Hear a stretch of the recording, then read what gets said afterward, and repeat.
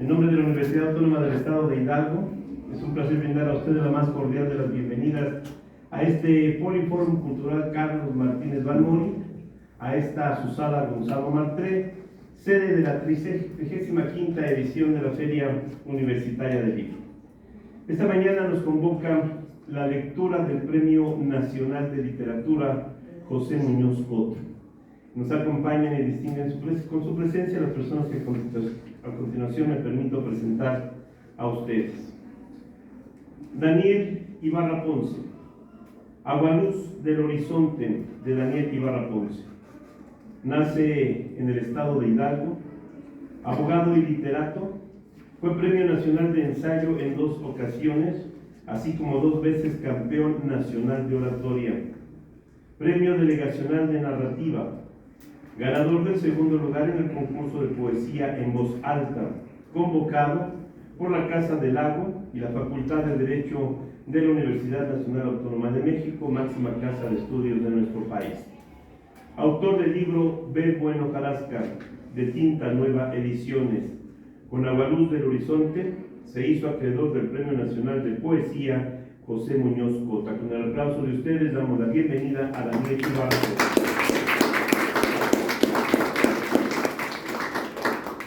Nos distingue también con su presencia Arturo Cruz, andador alcalde de Arturo Cruz. Nace en Guadalajara, Jalisco. Docente, promotor de lectura y escritura en educación básica, coordinador de talleres presenciales y a distancia para maestros en servicio. Ha participado en talleres de escritura creativa con Víctor Manuel Pasarín, Carlos Bustos y Fernando de León. Ha publicado en el suplemento Culturizando, egresado del Centro Universitario de Arte, Arquitectura y Diseño de la Benemérita y Centenaria Normal del Estado de Jalisco. El acercamiento en su niñez a los cómics despertaron su pasión por las historias de héroes y el interés por los diálogos entre personajes. Desde entonces surgió su enorme gusto por la lectura de publicaciones recientes. De aquí sus visitas frecuentes a librerías para construir un acervo que renueva con frecuencia. En la actualidad, su biblioteca personal solo conserva libros de ensayo, poesía y novela. Con el aplauso cálido también de ustedes, damos la más cordial de las bienvenidas a Arturo Cruz.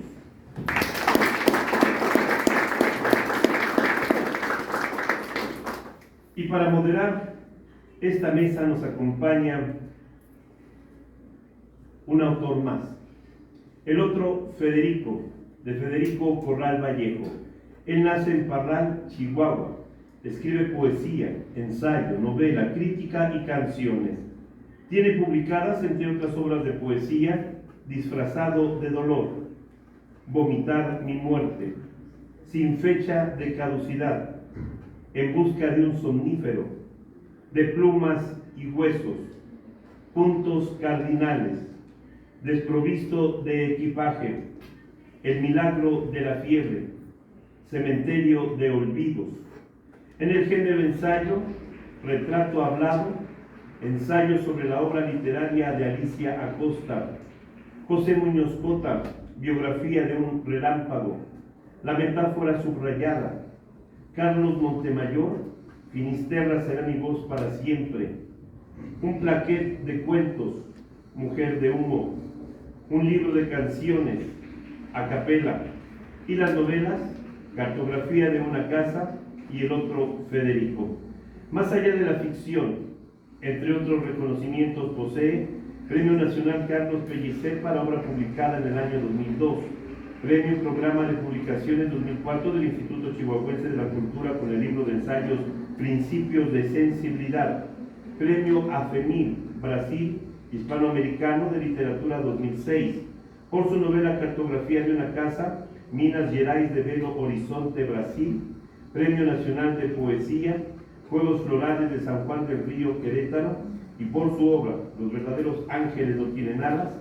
Dirige Tinta Nueva Ediciones desde 1997 a la fecha, donde organiza los Premios Nacionales de Poesía y Cuento en la 13ª y 16ª emisión consecutivas, además de llevar a cabo el Festival Latinoamericano de Poesía Ser al fin una palabra, con 12 emisiones. Y el Encuentro de Escritores Parralenses, con 10 emisiones. Su trabajo poético ha sido traducido al inglés, francés y portugués, publicado en Estados Unidos, Canadá, Brasil, Argentina, Perú, Cuba, España, Puerto Rico, Bolivia y México. Con el aplauso de ustedes, saludamos también la presencia de Federico Corral Vallejo. Bienvenidas todas y todos. Iniciamos. Adelante, por favor. Muy buenas tardes, ya tarde, ¿verdad? Sí. Muchas gracias a la PUL por esta invitación. Gracias a Manuel Pérez Petit por ser el vínculo de que nosotros estemos aquí presentes. Y bueno, pues esperemos que Isabel Gama llegue antes de que terminemos. Ya dijeron todo en sus currículums. Voy a empezar de manera aleatoria y vamos a empezar con Arturo Cruz y su Andador Alcalde. Andador Alcalde, a grandes rasgos, es un cuentario de historias urbanas. Es un cuentario que nos retrata la Guadalajara actual, que nos va armando por medio de un rompecabezas de letras, espacios, instancias, tradiciones de su ciudad natal. Creo que es importante que tengan un poquito más de tiempo sin colgarse, porque les voy a poner chicharra, ¿de acuerdo? Ya que puedo.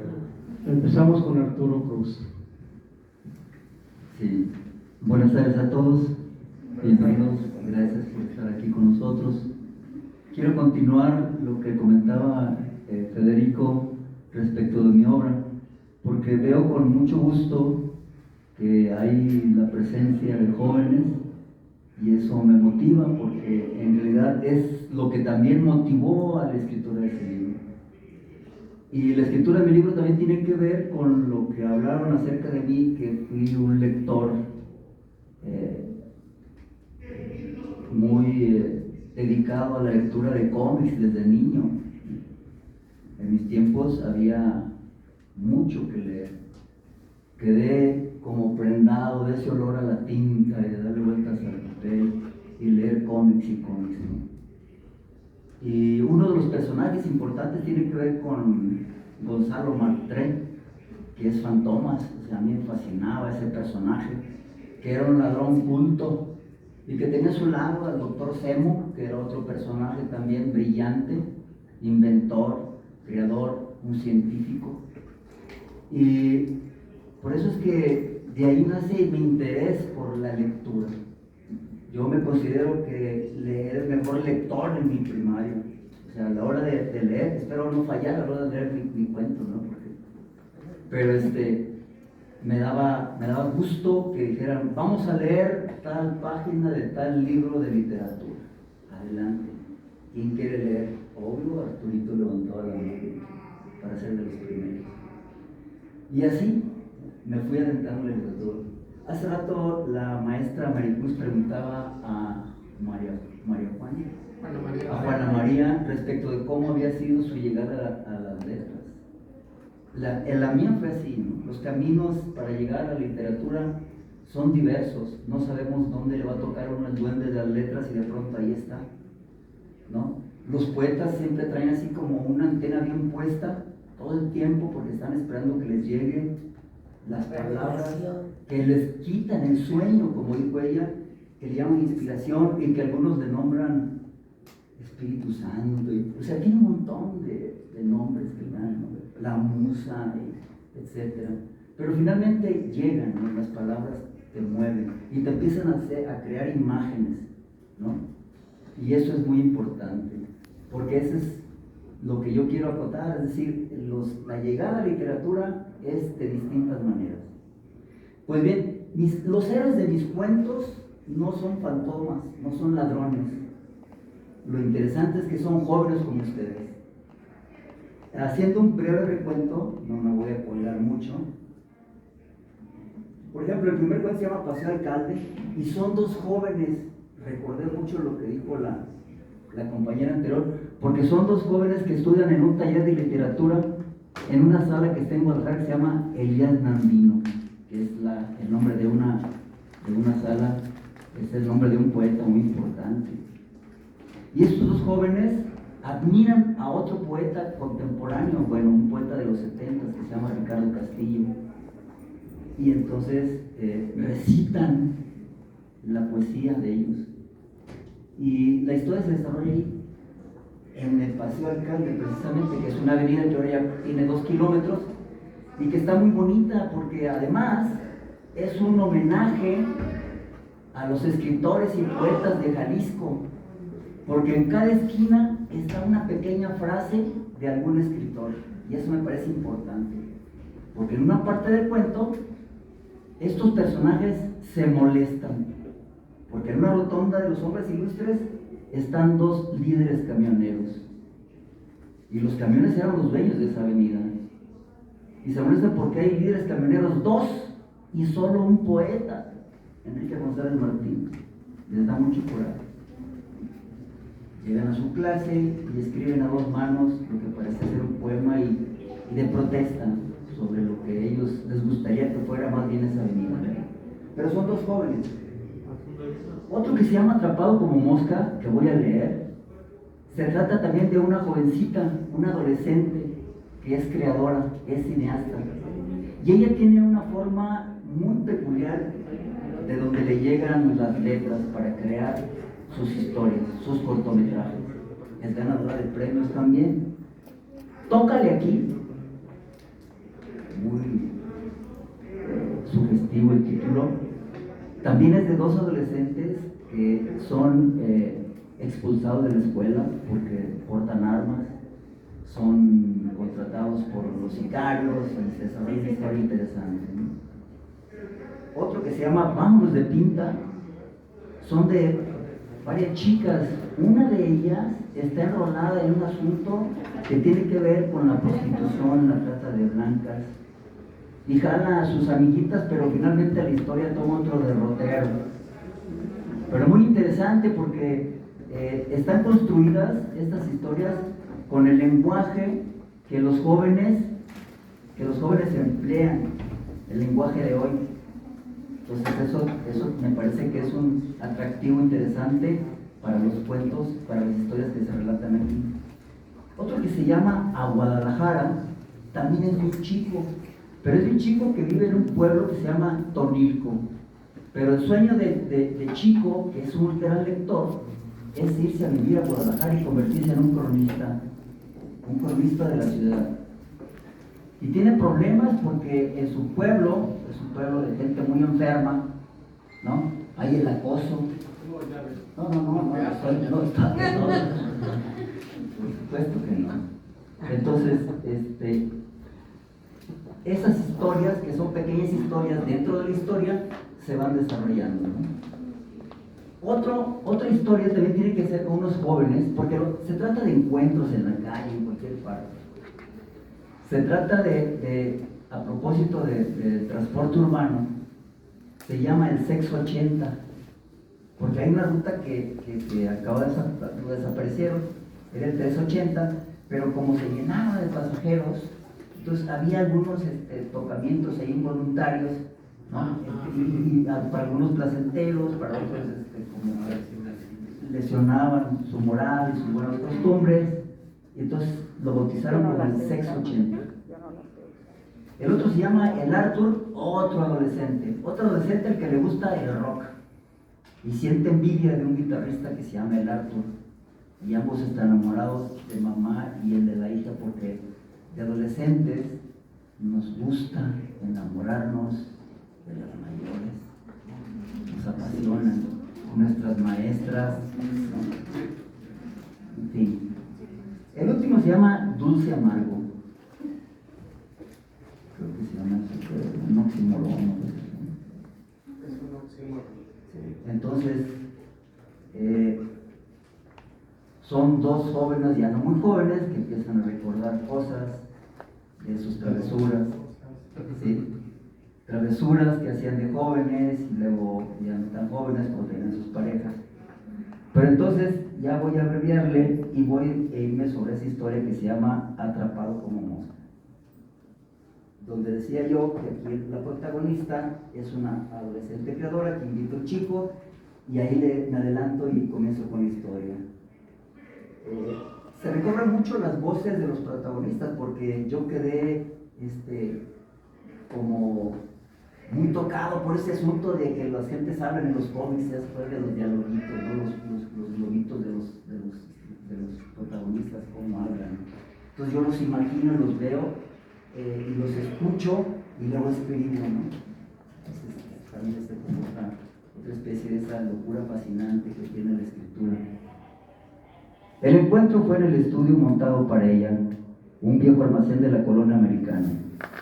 Nuestra conversación estuvo centrada en la obra de Guillermo del Toro. Y de pronto dio un giro hacia su trabajo. A partir de ese momento, durante casi todo el tiempo, ella llevó el hilo de la conversación. En el lugar abundaban las herramientas y creaciones de un artista plástico. Por ello sintió la necesidad de explicar. Quise que nos reuniéramos en este almacén. No me gusta apartarme de él. Aquí construyo los mundos que habito. Suena extraño, lo sé, dijo mirándome con sus enormes ojos azules. Luego preguntó, ¿qué opinas del lugar de mi trabajo? Es como tú, Sandy, interesante, invita a imaginar. Pero ahora dime, ¿qué quieres de mí? Quiero que seas mi modelo, el protagonista del próximo cortometraje. Te admiro muchísimo, no te imaginas cuánto. He visto tu trabajo actoral, he leído lo que has escrito y publicado y eso me dice que podrás mirar lo mismo que yo. Juntos haremos realidad tus sueños y los míos. Estoy muy segura de eso, afirmó. Arrellanado en uno de los sillones de terciopelo blanco, escuchaba con orgullo lo que decía de mí. Observé que hacía lo necesario para asegurarse que yo trabajara en su proyecto. Ven, te mostraré mi obra. Mientras íbamos hacia una sección apartada dentro del enorme taller, preguntó, ¿quieres saber cómo gané mi primer concurso de animación? Entonces tenía 12 años. Sí, venga. Deseaba escuchar la anécdota de un talento 10 años menor que yo. Una tarde deambulaba por las calles de un vecindario. Escuché los gritos de un joven. Pronunciaba frases con todo el óleo de que era capaz. Aléjate de mí, asquerosa. Muérete, maldita. Luego oí un objeto metálico chocar 2 veces contra otro. Todo quedó en silencio. Con solo desearlo, llegué al lugar de la escena. Un joven recogía su melena rizada con rostro satisfecho. Había logrado su propósito. Levantó el objeto que traía en su mano para golpear, un sartén. Al hacerlo para un lado, vi una mosca verde hecha mierda. Mantuve la mirada sobre la infecta plasta. Me acerqué tanto que logré ver al detalle el proceso de la autorreconstrucción del insecto, el regreso a su estado normal y el aumento de tamaño a una escala que le permitió vengarse del hermoso chico. El enorme insecto absorbía a su víctima comenzando por la cabeza. La bestia, con pasados movimientos de trompa, se tragaba poco a poco el manjar humano. Finalmente, cuando los tenis del chico desaparecieron, las patas delanteras del animal acarizaron una y otra vez la trompa que envolvía el cuerpo, quizá aún con vida. La criatura alada miraba alrededor a través de los miles de hexágonos visuales que componían sus ojos. Satisfecha su voracidad y su venganza, voló destruyendo el techo de la vivienda. Sandy terminó el relato. Me tuvo atrapado mientras lo escuchaba.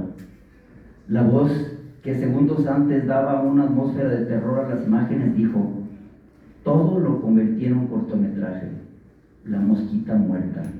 Con él gané el premio Rigo Mora al mejor cortometraje de animación.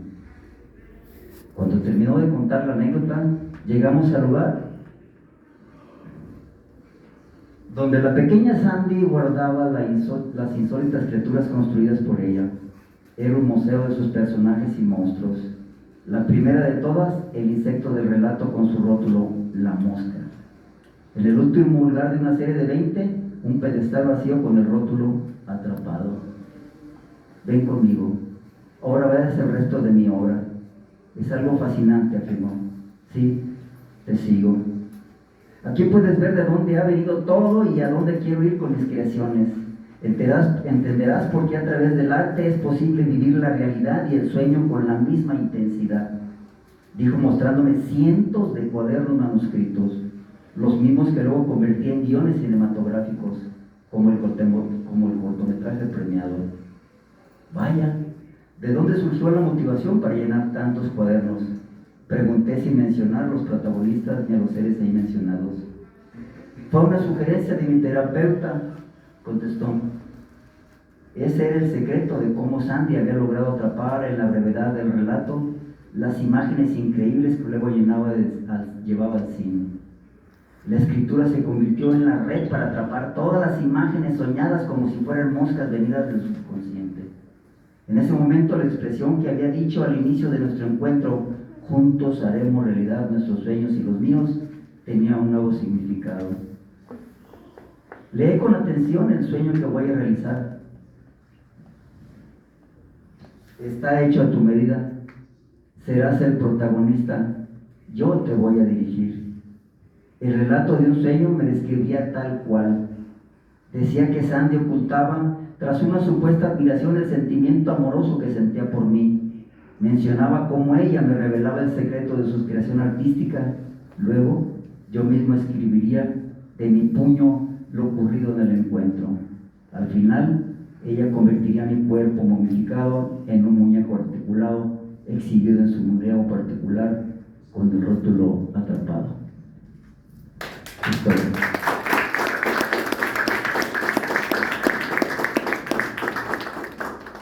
Bien, ¿tenemos todavía parte de los 10 minutos o ya me colgué? Vamos a ver si es una segunda ronda, ¿vale? Ok.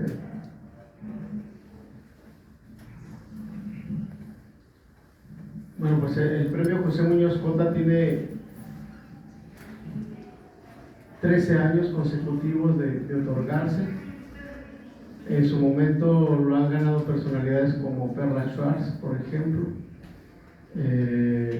como René Acosta, como Héctor Grada, en fin, año con año va girando en un género distinto, que eran los géneros que escribía el maestro Muñoz Cota, como el cuento, como la narrativa, el ensayo y la poesía. Agualuz del Horizonte es el libro premiado en poesía en el año 2021 y está aquí nuestro querido Daniel Ibarra Ponce, que dará lectura a algunos de sus poemas. Adelante, Daniel. Muchas gracias, maestro Federico Corral Vallejo, por primero pues haber uso de la palabra y la oportunidad de esta lectura y este premio. Agradezco también a la Universidad Autónoma del Estado de Hidalgo, muy particularmente porque esta es mi tierra. Yo nací en Hidalgo, entonces es doblemente orgullo el poder leer con ustedes parte de estos poemas de la obra titulada Agualuz del Horizonte.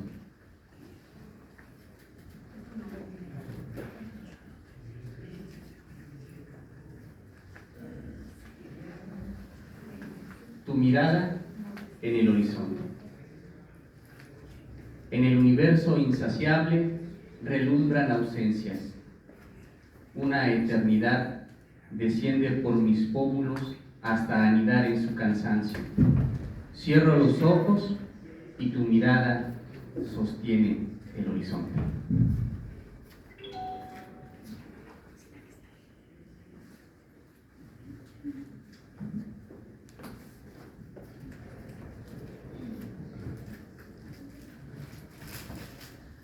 Con un instante en la lejanía, mantengo los ojos cerrados y veo una promesa de perpetuidad. Se apaga la música celeste de la bruma y se esconde tímida la bravura. En el retorno a mí mismo, el claro rutinar de mis pasos ligeros abre una ventana hacia la noche, una noche interminable. Amaneceres. La noche cae como un lirio deshojado. Relumbran los grillos imberbes en que amaneceres despiertan a las 2 de la madrugada.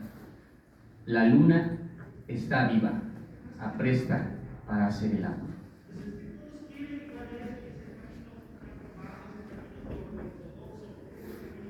Corte transversal.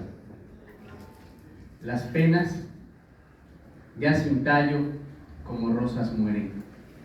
Con el silencio a cuestas y el alma atolondrada, las manos oprimen espinas de ilusión y se rajan como granadas.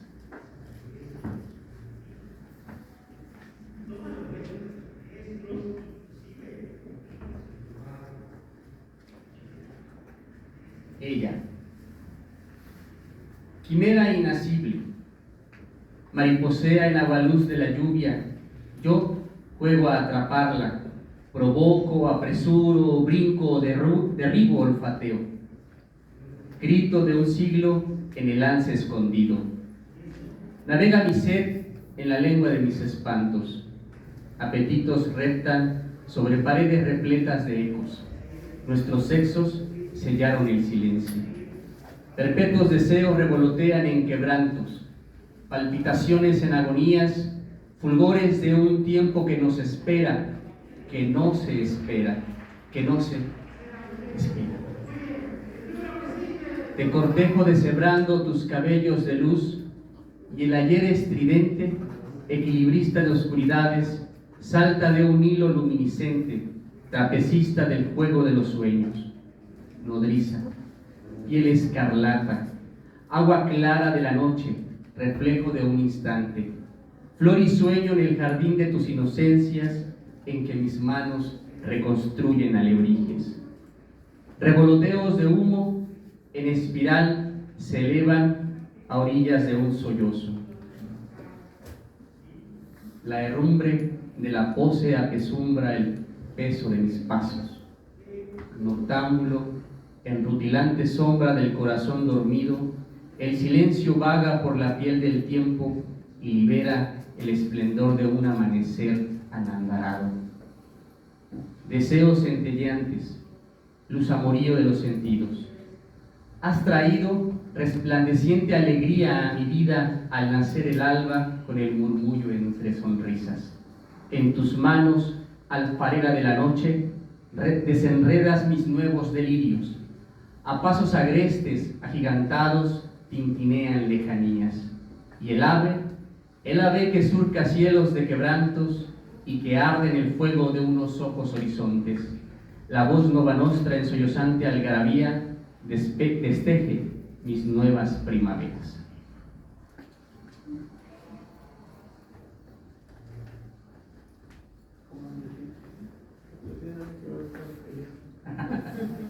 Cuando sienta el pellizco, ya tendré que parar ahí, de subirlo. Bien. Horas muertas. Las horas caen muertas.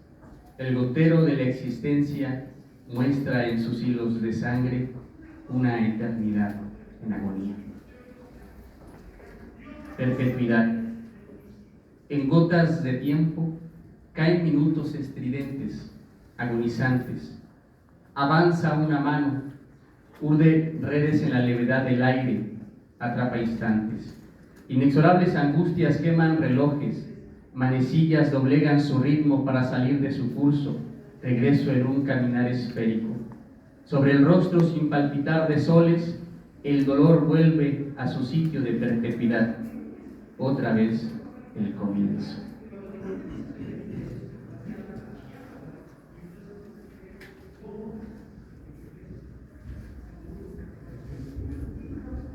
Ya que estamos con un tema en el marco del agua, pues quiero compartir estos dos poemas que requieren precisamente el agua. Cuerpo agua bajo la lluvia.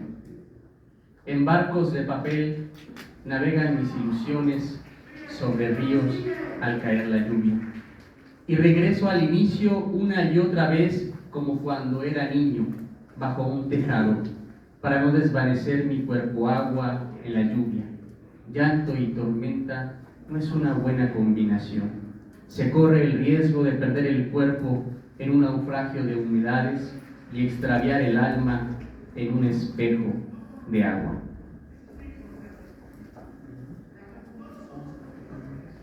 Aguamirar.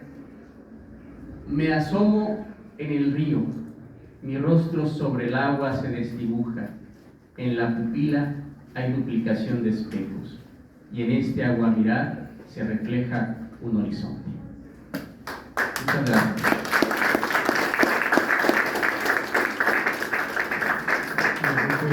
Sigue perdida Isabel. Vamos a darle un poquito de tiempo. Si alguien tiene ahorita una pregunta para uno de estos dos autores, para ambos, es momento de hablar o callarse para siempre. Adelante. Muy buenas tardes. La verdad es que estos temas son de sumamente importancia y siento que, bueno, a mi perspectiva me están abriendo el panorama acerca de las letras. Y la pregunta que quiero hacerle es cómo ve la literatura en algunos años y, bueno, en este caso igual la poesía. Y obviamente, como ya lo venimos mencionando, nosotros como jóvenes y pues sí, qué orientación podría. ¿Cómo ve la literatura dentro de algunos años, Arturo? Pues yo tengo mucha confianza en que ahora, por ejemplo, la literatura, por la gran difusión que se tiene, el acercamiento que se está propiciando con los jóvenes, a través de eventos como este, de las ferias, a través, por ejemplo, de carreras que yo sé que ya existen ahora a nivel licenciatura, como licenciatura en creación literaria, pues me hace pensar, por ejemplo, también el saber que los maestros, en este caso, si te puedo decir eso, de los docentes que están muy comprometidos con la promoción de la lectura entre los niños, eso nos da mucha esperanza de que en el futuro haya bastante producción de literatura entre los jóvenes, ¿no? Digo, para todos. Yo sí tengo mucha fe, mucha confianza en todos esos aspectos de la difusión, de la promoción, de la lectura, porque, como decía al principio, de la lectura es donde nacen los escritores. Sí, sin duda. La lectura permite mantener viva la literatura. Y a la pregunta de cómo vemos la literatura en los próximos años, es importante reflexionar sobre cuánto se está leyendo en estos momentos y sobre todo también las publicaciones que se están generando. Es un esfuerzo verdaderamente titánico. Yo veo los editores como el maestro Federico Corral Vallejo, como Editoras Arte Chihuahua, que están impulsando estas obras y se hace una gran labor editorial, y de pronto poco es el acceso que se tiene a que las obras que se producen como escritores las tengan los lectores. Y si a eso le agregamos, por ejemplo, que ahora se pide mucho el soporte digital, de pronto es, mándamelo en PDF, y entonces el derecho de autor de quien crea la obra se va perdiendo y no permite la subsistencia de que se alimente también, por supuesto, la economía de un escritor.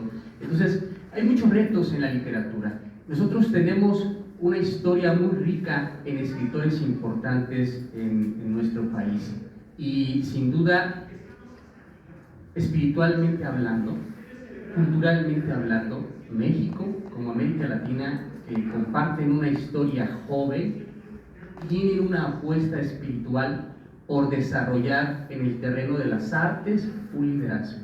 Y cuando hablo del terreno de las artes me refiero a muchas, particularmente la literatura.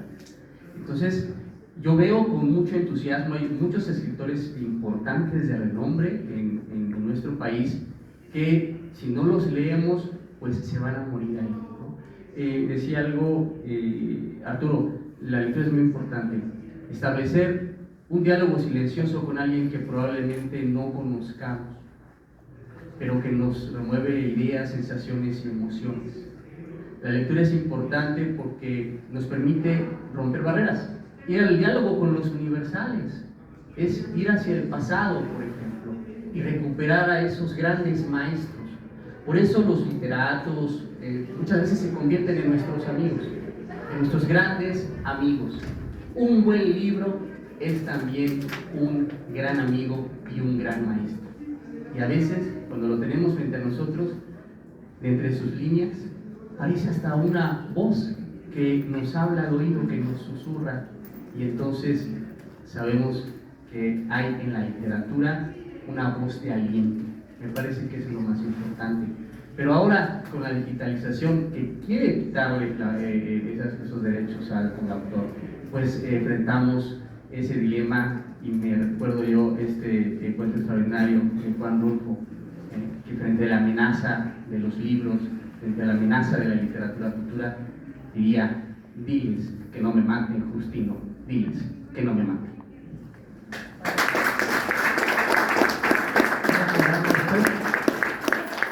¿Puede pasar por un obsequio?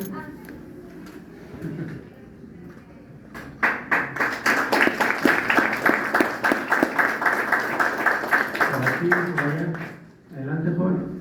Me quedo un poquito con lo que mencionan acerca de los derechos de autor, pero es cierto que en nuestro país y en nuestra cultura existen contextos donde pues existen carencias y problemáticas, ¿no?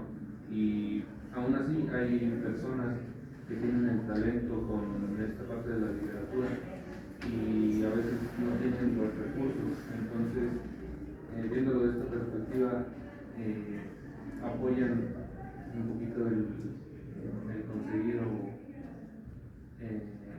estas obras por, no sé, un externo, precios más baratos, quizá la piratería, o es algo que no nos deja subsistir. Pues es que lamentablemente la piratería no nos alcanza a nosotros los pequeños editores. Alcanzará Alfaguara, alcanzará Plaza y Janés, alcanzará incluso al Fondo de Cultura, pero las editoriales independientes, como bien decía ahorita la maestra Maricruz Patiño, el que gana es el papelero, el impresor. Nosotros como difusores, como distribuidores es mínimo. De hecho, las librerías nos regatean mucho, a un 80-20. Es importante estar en librerías, por supuesto que lo creo. Pero de pronto si un libro te cuesta 100 pesos, por decir algo, la librería se queda con 80 pesos y a ti te da 20 pesos, entonces hay que dividirlo entre el autor y el editor, 10 pesos y 10 pesos, puta madre, ¿no? Esto es un acto heroico, titánico, odisea, o sea, es una odisea, más mira, me trabo. Pero sí es una odisea lo que las editoriales independientes hacemos. No sé si le contesté su pregunta o divagué. ¿Alguien más de allá atrás? Adelante, mi niña. Gracias. Como viene mencionando, es muy cierto que la virtualidad hoy en día está muy presente, incluso en las generaciones jóvenes. Pero mi pregunta aquí es: ¿cómo nosotros podemos introducir a los más pequeños a agarrar un libro, a sentarse a tomar un libro, para que puedas ojearlo, para que puedas sentirlo? Porque la literatura en una tablet y en un libro es muy distinto y se disfruta más en un libro, la verdad. Pero por ejemplo, yo como madre, ¿cómo puedo hacerle para Virgen Santísima, yo pensé que era una niña. Disculpe, sí soy madre joven, soy estudiante, pero yo como madre quiero introducir a mi hija a que le guste más un libro que una tablet. Entonces, ¿qué recomendaciones me dan para que me empiece a gustar ese libro? No le contestamos. Creo que el maestro Arturo tiene la respuesta, porque él ha sido catedrático de estudiantes jóvenes, fue maestro de secundaria, de prepa Y de primaria. y de primaria. Sí, no, la recomendación es la que hace el maestro Felipe Garrido, de leer en voz alta, de modelar, de que tú como madre seas el ejemplo, porque porque luego dicen que la palabra mueve, pero el ejemplo arrastra. Si ella te ve que tienes en tus manos un libro, que lo ojeas, que sonríes, que hablas, que cuentas lo que dice ahí, y luego lo pones en contacto con ese artefacto tan bello que es un libro, y si es nuevo y lo huele y le pasa lo que a mí con la tinta, ¿no? Y luego además sí, y luego que quiere ver, ¿no? Que quiere ver exactamente, que quiere ver lo que tú acabas de leer, entonces ve una serie de signos inteligibles para él, pero finalmente mayor va a ser su interés por saber leer, por leer y por escuchar y por conocer y escuchar hablar también, porque la oralidad va ahí de la mano. Tu pregunta y todas han sido muy interesantes, pero esto en particular creo que es la clave para los nuevos lectores, tiene que ver con la que hizo su compañera y hizo él. Eso sería mi aportación, mi sugerencia para ti, y es la que hago yo siempre para las madres de familia, ¿no? O sea, no pongan una lectura por castigo, no sales hasta que no leas, no, arruinamos. O sea, no vas a salir si no lees. Así no, o sea, de manera punitiva, no tiene que ser algo divertido, lúdico, hermoso, bello, como es la palabra, ¿no? Y ya vimos hasta un haiku, así se dice, haiku, algo muy breve, tan poderoso, tan intenso, lo que hace, ¿no? Por favor, madre joven. Gracias. Alguien de este lado, no se dejen ganar por acá, por favor. Adelante, joven. Gracias. Buenas tardes. Retomando un poco acerca de las preguntas que han hecho mis compañeras y mi compañero, ¿cómo podemos ayudar y fomentar a que la lectura digital sea completamente, el libro se lea por completo? No solamente nos dejemos llevar y ya, por ejemplo, en los buscadores como Adobe Premiere, que tenemos que buscar algo acerca de un libro y simplemente buscamos palabras clave para que nos den los conceptos.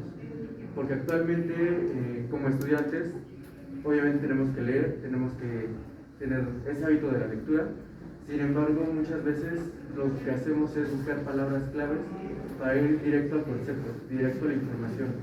Y ya no estamos haciendo lo que anteriormente se veía, que era leer el libro completo para obtener la información que buscábamos, y más aparte teníamos el conocimiento total de lo que era trataba el libro. Y actualmente es algo que se ha estado perdiendo, y es algo que en las nuevas generaciones, como lo comentaba mi compañera, es algo que ya no están desarrollando, leer libros físicos de manera completa, sino buscarlos de manera digital y ir directo al concepto o buscar palabras claves. En este caso, ¿cómo nos podrían ayudar o orientar?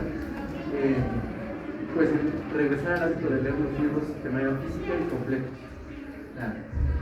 Gracias por tu pregunta. ¿Cómo te llamas? Me llamo Ángel de Casas Sánchez Sobera. Es que te digo el que sea para No, porque son más seguidos. no, entonces no contestamos. Entonces, el tema del acceso a los libros de manera completa y no solamente digital, ¿no? Es todo un aspecto. Yo les preguntaría a los que estamos aquí presentes, ¿cuántas veces hemos ido a una biblioteca? ¿Hace cuánto que no vamos a una biblioteca? ¿No? Si hablamos. Sí, ese es el punto. Entonces, hay una gran experiencia emocional de ir a una biblioteca y hacer una investigación. Te dejan una tarea, vas y absorbes la riqueza que puede haber en esos contenidos, que muchos todavía no están digitalizados. Entonces, por supuesto que eso implica un mayor esfuerzo. Tiene que ver con una cultura que nos ha vendido la comercialización de productos, que nos ha permeado en términos de buscar las cosas, pero que sean rápido. Ándale, pero que sea light. Urge todo, por ese sentido de prisa interno que se tiene que romper. Comentaban hace rato, hay que hacer una pausa. Parte de la literatura y el acercamiento a los escritores, poesía y demás, hay que hacer una pausa para contemplar.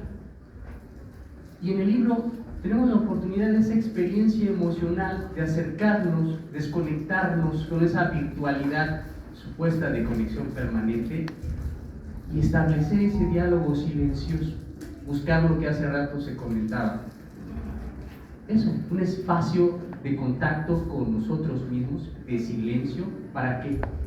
Para encontrar una identidad. Y en esa identidad también buscar originalidad. El tener un libro, decíamos, y la emoción de comenzar unas líneas y tú comprometerte a terminarlas, no siempre se puede, porque hay autores que terminan uno abandonando, pero acercarse a los escritores que te gustan es una forma de encontrar libros llave que te van a llevar a otros libros, y a veces eso no los vas a encontrar en el mundo digital. Hay que buscar a los autores clave que nos pueden llevar a otros libros. Gracias.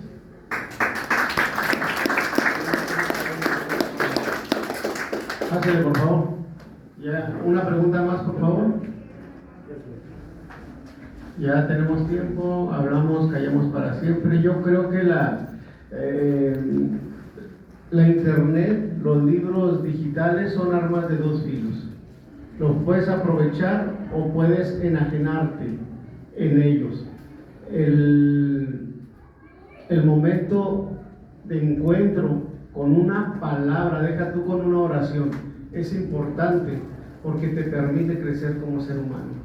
El leer un libro es acercarte a un amigo, es tocar a un hombre, es desnudar a una mujer, es muchas cosas.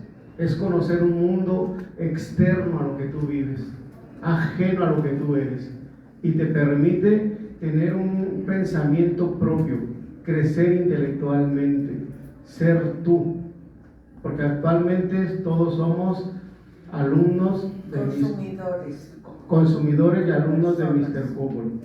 O sea, es nuestro maestro, es nuestro doctor en letras, o sea, el buscador, o sea. Y qué padre que se agilice un trámite, pero lo más hermoso es que te formes como ser humano. Y un libro te permite eso, tener un carácter, ser tú, bueno, desde mi punto de vista. Los libros están aquí a la venta, les agradecemos su presencia, muchas gracias por la invitación, gracias por estar aquí, gracias por preguntar. Estamos a sus órdenes, donde nos encuentren. Yo conocí a aquel viejito, que estaba hablando, y es importante que se acerquen a la gente. Por ejemplo, la maestra pues conoció a Pablo Neruda, a la otra le deslumbró un escritor sin nombre, anónimo. Ojalá a alguno de ustedes se les quede algo de lo que uno de estos dos escritores haya podido comentar. Les agradecemos, muchísimas gracias a la FUL y a Manuel Pérez Petit por abrir esta coyuntura.